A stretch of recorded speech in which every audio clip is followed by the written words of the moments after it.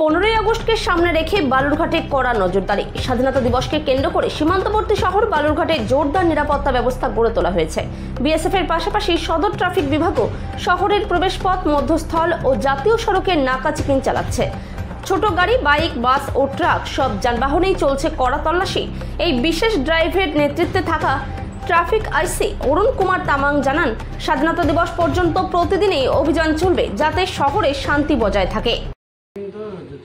Normally যেটা রুটিনে আমাদের 15 আগস্ট আগে আমরা একটা নর্মালি একটা চেকিংটা একটু বাড়াই।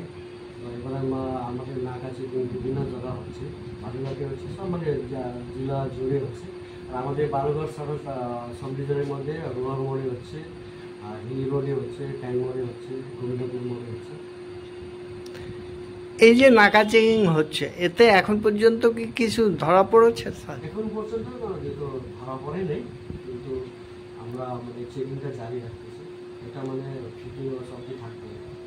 এইটা তো শুধু 15ই আগস্ট উপলক্ষে হচ্ছে, এটা কি সারা বর্ষব্যাপী হবে? তো সারা বছর আমরা নর্মালি চেকিংটা বিভিন্ন জায়গায় আছে, বিভিন্ন জায়গাতে